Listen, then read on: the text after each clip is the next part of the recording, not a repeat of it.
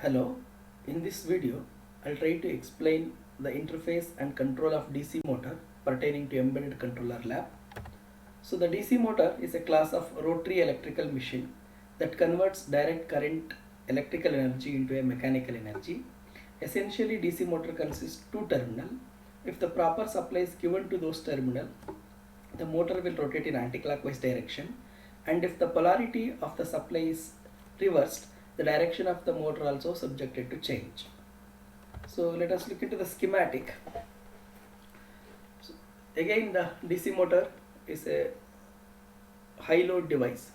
So this DC motor cannot be driven, that means your microcontroller cannot be drive the DC motor directly.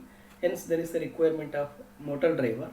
Here ULN 2803 is used as a DC motor driver, and also we are using a double pole double throw relay to control the direction of the DC motor. Look into the schematic. The 18th pin, that means the output 1 and output 2 of the controller, sorry, driver 2803 is connected to the normally closed and normally open terminal of DPDT, and these two corresponding input ports, that is out 1 corresponds to in 1 and out 2 corresponds to in 2, they are short together and connected to input IN6 terminal. Okay, so this IN6 terminal in a connector 5 corresponds to 6th pin. So at the microcontroller side, the 6th pin of the connector A corresponds to 9th pin of port 0. So the 9th pin of port 0 is used to create a ground path for DC motor at the driver side. That means whenever you apply apply logic 1 via 9th pin of port 0, that means your microcontroller should send logic 1 through the 9th pin of port 0, then your driver will make 18th and 17th, that is out 1 and out 2 of the driver will create a ground path for the DC motor. See, those ground paths are connected to normally closed terminal and normally open terminal of the DPDT respectively. See, this DPDT consists, that means the DPDT relay consists two poles. The first pole, normally open terminal of the pole is connected to plus 5 volts, and normally closed terminal is connected to the ground path of the driver, and similarly the normally open terminal of the second pole is connected to the ground terminal of the driver, as well as the normally closed terminal of the second pole is connected to plus 5 supply. So, and this is a relay coil. So this relay coil will get energized when the out 3, okay, that is out 3 corresponds to in 3. When out 3 creates the ground path, when the out 3 becomes 0, the relay will get a proper power supply, that is relay coil will get a proper power supply, and the relay will get energized. Okay, during that time the switch position can subjected to change from normally closed terminal to, so normally open terminal to normally closed terminal.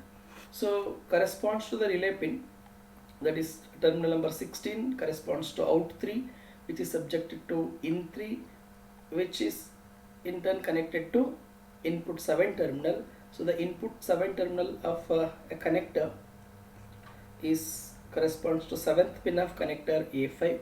So the 7th pin of connector A5 in turn connected to the 10th pin of port 0. So therefore the 10th pin of port 0 is used to control the relay. Okay, that means the relay will be switch on or switch off based on the value that your microcontroller sending through the 10th pin of port 0. See, whenever the 10th pin of port 0, that means the 10th pin of port 0 is 1, that means whenever microcontroller is sending logic 1 via this 10th pin, then obviously the correspond the 16th, that means out 3 of the driver will create a ground path for the relay. Relay will get energized, and the switch positions of the poles will take changes from normally open terminal to normally closed terminal, and the direction of the DC motor become clockwise direction. And when your microcontroller send logic 0 via 10th pin of port 0, in turn it is going to de-energize the relay. So the switch positions it's as shown in the schematic diagram. And during that time the DC motor follows the anti-clockwise direction. Okay, so here always these two terminals should have a grounded path. That means in 6 terminal should be always 1. Therefore always you have to send the ninth, that means your microcontroller should send logic 1 via ninth pin of port 0. So this pin must be always 1, so that your motor will be either in the clockwise direction or in anti-clockwise direction. But the direction of the motor can be controlled by switching on or off of the relay. The switching on and off of the relay can be controlled with the help of 10th pin of port 0. This is about the schematic. Now since we identified two pins, so we have to configure these 2 pins as general purpose input output pins, and we have discussed the corresponding pin selection register functions in the earlier video. Since both these pins are pertaining to port 0 and they are within 0 to 15, pin selection 0 can be used to configure these 2 pins as general purpose input output pins, and those particular register positions should be made as 0 0 and 0 0, and remaining register position should be assumed as 1, so that the other pin functionality will not be get affected. So the corresponding instruction becomes LPC underscore pincon pin selection and is equals to 0xFFC3FFFF. That means this is the corresponding hexadecimal value. This hexadecimal value should be ANDed with the original content of the pin selection register. So only the 9th and 10th pin of the port 0 will be configured as a general purpose input output pin, and remaining pin functionality will doesn't alter. So this is the statement to configure these 2 pins as general purpose input output pins. Now let us set the direction of the pins. Since your microcontroller need to send the value through these pins, these 2 pins must be act as output pins. Okay, so the corresponding position of these 2 pins must be made it as 1 1 in the FIO DAR register, that is fast input output direction register, and the rest of the pin direction should not be altered. Therefore the corresponding value is 0 0 0 0 0 6 0 0. This is the corresponding hexadecimal value, and this hexadecimal value should be odd with the original content of the direction register, so that only the desired pins will that means will change as an output pins, whereas rest of the pins of port 0 doesn't change their direction.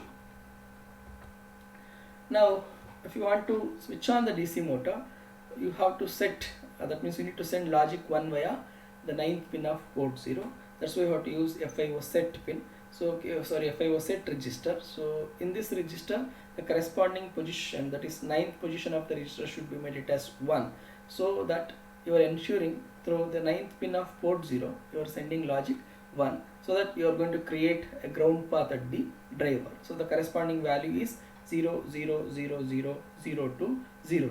So the instruction is LPC underscore GPIO, because this FIO set comes, and this pin is in port 0. That's why you have to use the structure LPC underscore GPIO 0. So within that you have to use the register FIO set. So using this register you are sending logic 1 via 9th pin of port 0. Similarly, the relay can be controlled by setting or clearing the value corresponds to the 10th pin. So either you can use FIO set register or FIO clear register. Sorry, it is supposed to be FIO clear register. So by using FIO set register you can send logic 1, and by using FIO clear register you can send logic 0. In turn you are going to control the relay, and in turn you are going to control the direction of motor. So this is about the program. So you have to include header file, and you are initializing the main program, and after the main program if any local variable is required you can declare that. After declaring the local variable, it is mandatory to declare the 2 system function, that is system initialization and system core clock update. As I told, these 2 are the CMSAS function. They are they are essential to update the clock value. Now this is an instruction. So this is a instruction to configure the port 9 and port 10 as a general purpose input output pins, and this is an instruction, as we discussed earlier, to configure those 2 pins as output direction. And this is an while one, it's an infinite loop. Now initially we have to set the 9th pin of port 0, so that we are creating the ground path at the driver, so the motor will be run either in anti-clockwise direction or in clockwise direction, depends upon the relay status. Now here if we are going to clear the relay, that means by using the clear register we are sending logic 0 via 10th pin of port 0, thereby the relay will be off, so that our motor will be rotating anti-clockwise direction. After some amount of delay, we are setting the 10th pin of port 0, thereby we are sending logic 1 via this 10th pin, so hence the relay will get energized, so that your motor will be rotating clockwise direction. So continuously the motor will rotate in anti-clockwise and clockwise direction over a span of time. This is about the program flow. And thank you, and you can watch the demonstration video at the end of this slide.